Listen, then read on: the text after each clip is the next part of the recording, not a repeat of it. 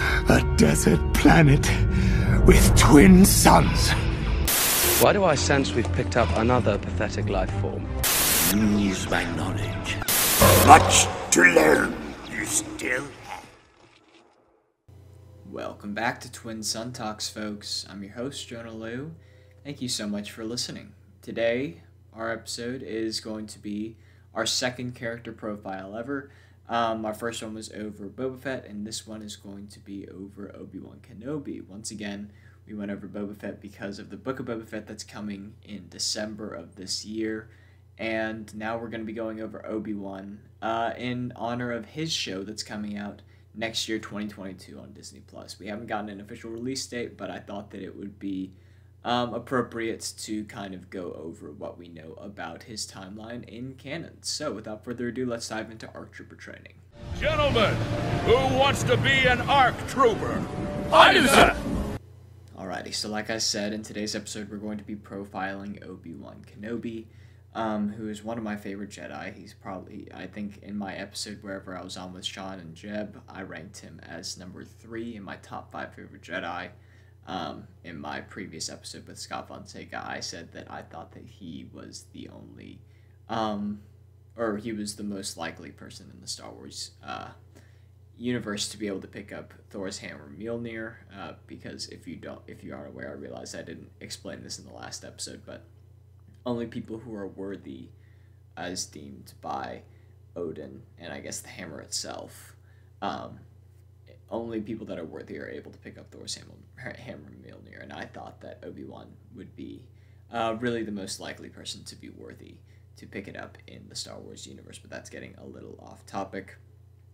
I'm going to give a little bit of a bio first. Obi-Wan Kenobi was born on the planet Stewjon, which, a little bit of a tidbit, Stewjon was actually created canonically by George Lucas himself, and it was a combination of Jon Stewart's first and last name, because that was one of his favorite comedians, and so that's why that's Obi-Wan's homeworld, which I thought was pretty cool. He was a Jedi, and he served on the High Council during the Clone Wars era. He actually took the council seat of Jedi Master Coleman Trebor, who was killed during the Battle of Geonosis, the first Battle of Geonosis. His master, when he was a Padawan, was Qui-Gon Jinn, and his apprentices were Anakin Skywalker during the prequel era, and then Luke Skywalker during the original trilogy, and his lightsaber color was blue. Those are just kind of the basic bits of information that I have for you, and now I'm going to be diving into a more extensive timeline, followed by some just kind of random facts or just notable facts. So, starting off, like I said, he was apprenticed to Jedi Master Qui-Gon Jinn, and then before the events that we see in the movies, he both protected Satine Kryze during the New Mandalorian Schism, which I talked a little bit about in my episode about the Mandalorians way back at the beginning of this podcast. I think that might be episode either 10 or 12 or something like that. It was somewhere at the very beginning. But Satine actually becomes a love interest for Kenobi, which I will talk about a little bit later. And then they also were tasked, he and Qui-Gon were tasked with protecting the Princess of Pidgel. And this happens during the events of the book Master and Apprentice, which follows Obi-Wan and Qui-Gon, kind of before the events of the Phantom Menace, but just kind of following one of their little missions as Master and Apprentice. It's a fine book. I think that there are much better Star Wars reads out there, but it's canon, and it's a fun time. So I would recommend it if you had any interest in that. Moving into the Phantom Menace and moving forward, obviously there are going to be spoilers for the movies, but I'm basically just going to be hitting kind of the highlights of his career as a Jedi. So he was sent with Qui-Gon to settle a trade dispute on Naboo, and was eventually stranded on Tatooine following an escape from the blockade around Naboo, which leads to the discovery of Anakin Skywalker, the Chosen One. Then after returning to Naboo, he and Qui-Gon have an altercation with the first Sith seen in over 1,000 years, who is, of course, Darth Maul. And then after Qui-Gon is dealt a fatal blow, Obi-Wan triumphs over Maul by cutting him in half.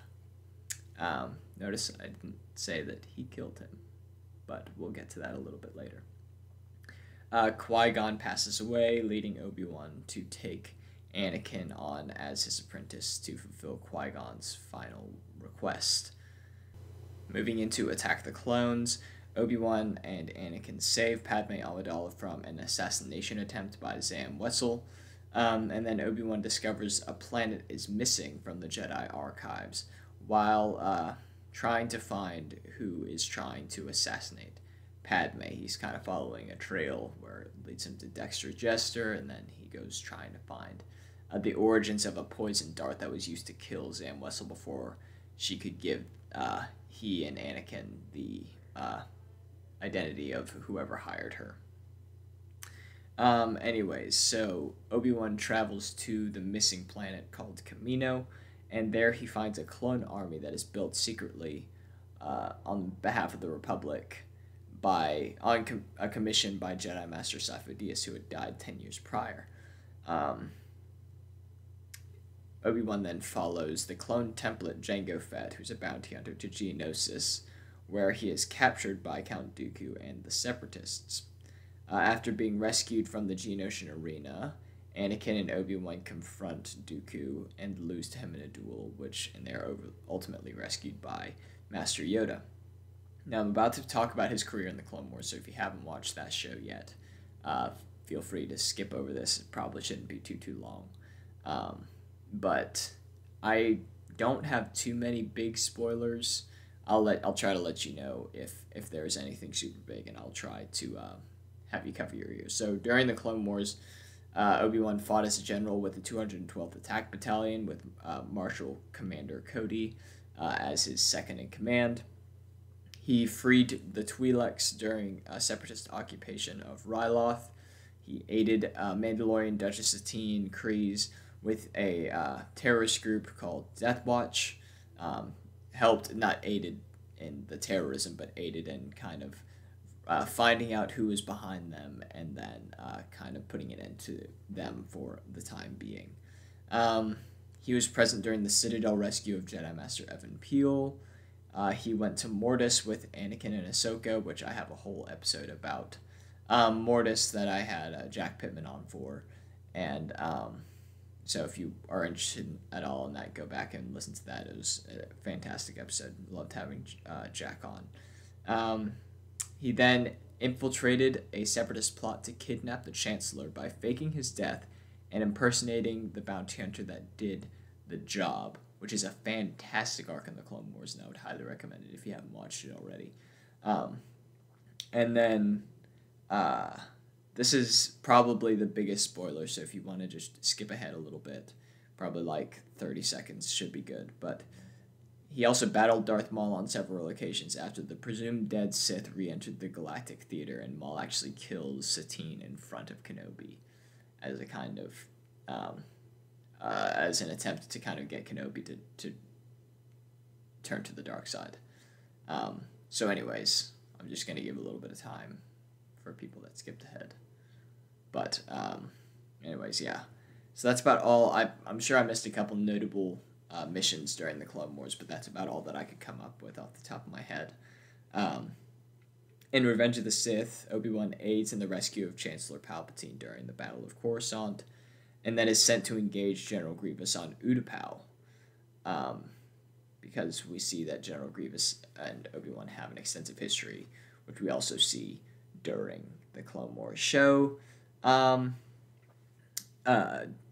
Obi-Wan ultimately defeats Grievous, only to be shot off a cliff by his own clone troopers executing Order 66, which is the clone order which kind of sent out and essentially marked all Jedi as traitors of the Republic to be executed.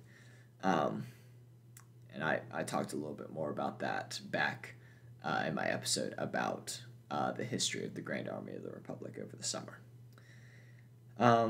Ultimately, Obi-Wan defeats Anakin, or at the time he is Darth Vader, in a duel on Mustafar after his former apprentice turned to the dark side. And then he goes into exile on Tatooine to watch over Anakin's son Luke after Padme dies during childbirth. And mind you, Obi-Wan is not raising Luke. He brought him to his family there, which are his uncle and aunt, Beru and Owen Lars. And then the next bit I have is him in Rebels. So once again, if you haven't watched that, go ahead and skip over this. But in Rebels, Obi-Wan is not in it too much, but he finally defeats his nemesis Darth Maul after a short altercation on Tatooine, which is such a beautiful and well-done scene that it deserved to be on this timeline, and it's a very big milestone for Obi-Wan, and I plan to go over this duel in great detail at some point on this podcast. Then in A New Hope, Obi-Wan accompanies Luke to deliver the Death Star plans to the rebels, and then ultimately sacrifices himself to save Luke, Han, and Leia, and also Chewbacca, C-3PO, R2-D2, while dueling Darth Vader on the Death Star. And then, following that, he kind of acts as a sort of guide and mentor beyond the grave after becoming a Force ghost. So that's Obi-Wan's timeline for the most part. Now, going into some various facts. Obi-Wan was actually a relatively weak, Force-sensitive individual when compared to other Jedi. He became as formidable as he was, as we see him, like in the movies and in the Clone Wars, through intensive training, and even more intense than most Jedi, because he kind of had to work that much harder to get good, because he wasn't as innately talented in the Force as other Jedi. He was a master of Form 3 of lightsaber combat, Soresu, which is the defensive form, because, once again, his attunement to the Force limited him in his ability to be super ambitious with his movements, like with Ataru or Jem So.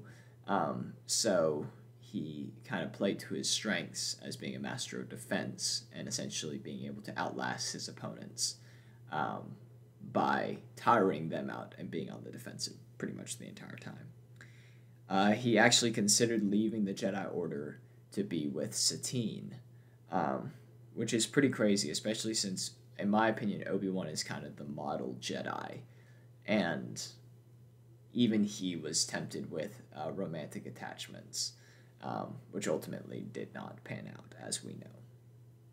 In Legends, he went to Shmi Skywalker's grave every day of his exile on Tatooine to apologize for letting her son turn to the dark side, which is so heartbreaking.